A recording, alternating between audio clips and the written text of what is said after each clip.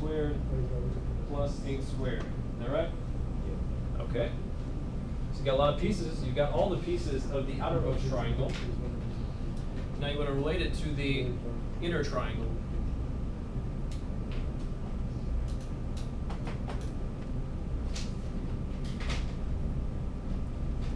Can you do that? Can you relate the inner triangle, whose height is h, which you want to know about? You want to know about h, so you can take it through in a second. Can you relate that to the outermost triangle? So we mean that's like a function. Yeah. We would need to know either that or that. That's what we need to know. Somehow dependent upon h, they're changing, right? As time changes, these two distances are changing. Sorry, no, sorry. Yeah, these two distances are changing. Okay. So can you relate them together? If you can, we can find an expression for the volume, right? This complete triangular wedge here. I don't know what colors to use now. This would extend across here.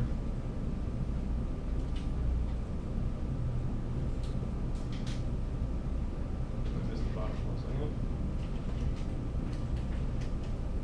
Ow.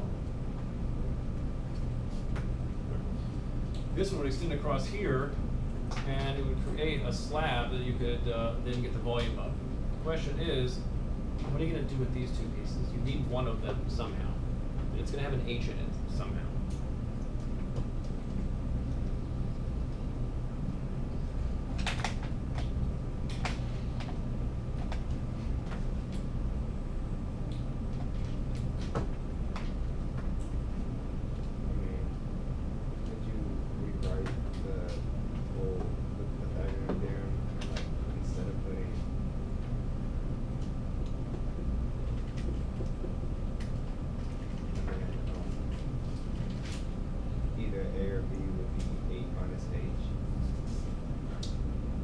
A or B would be 8 minus h. 8 minus h would be that distance there. Yeah. Right. H is that distance and 8 is that distance.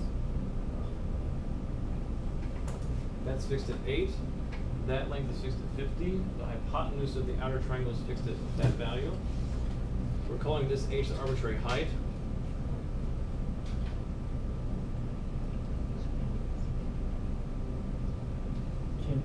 Can you use the angle of the bottom?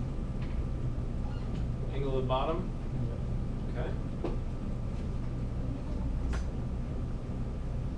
What is the angle of the bottom? The triangular the bottom. This guy here. Yes. Okay. Let's say so that one. Then the volume is the area of the triangle times the 20. Say it one more time. The volume. Volume. Is the area of the triangle. Correct. Times the 20. Right. And the area of the triangle is the h times the tangent theta. Use the tangent theta and then because we say volume is going to be tan theta the times the area of the triangle is h times this the upper side. okay. How can you get the upper side? Right. We can use tangent theta. But tangent theta is the side over h. Okay. So tangent theta is going to be, if we call this A, then tangent theta according to you is A on H. The a over h. Okay. Let me add it there for a second. So we can. You want to replace that, or you want to leave the theta? Because we know the theta. Okay, how do we know the theta? Hold on a second. Tell me how we know the theta. Because the 58. Okay, good. So we know the theta. Okay, good man. All right. So you want to keep this in here. Is that what you're saying? No. All right. So now you need to just do what? You got that times that divided by The two. right. 2 times what? The 20. 20. Okay. Is everybody agree with this?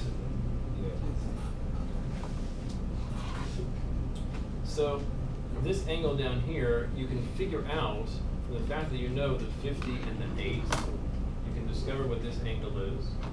Right? Matter of fact, you can just figure out what tan theta is in the first place from that expression. There should be another H. There should be another H. Because you know we have a triangle. Okay, that's The H10. That's H H10 times theta. A. Yeah, H10 theta. How's that?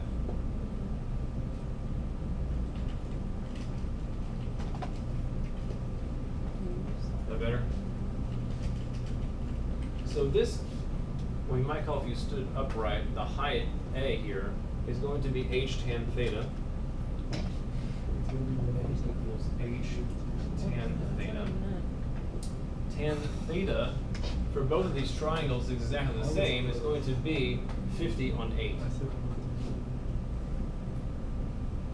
So now you have an expression involving only h's that relate to the volume.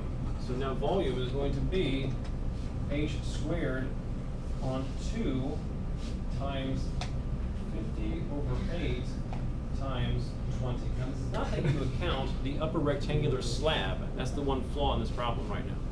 Right? So if we cancel what we can, 20 divided by 2 is 10. 10 is a factor of 2, so that is taken away from here. So now we would have multiplication v equals h squared. You would have a 5 left here, and what? 50 and a 2. So 25 and a 5, what, 125? All right. That and that is 10. That and that, 4 and a 5. 2 over 2. Over 2. Where's the 2?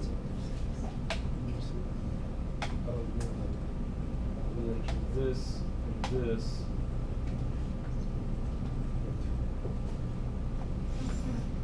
Alright. So 125 on 2 h squared cubed. Right? There's a volume in terms of height alone. Right? So now if you want to find dh dt, you're going to differentiate both sides with respect to time.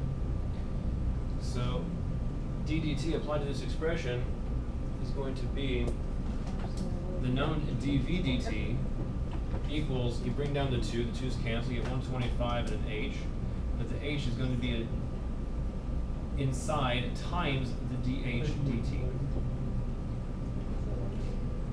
So to solve for dh dt, now just divide both sides by 125.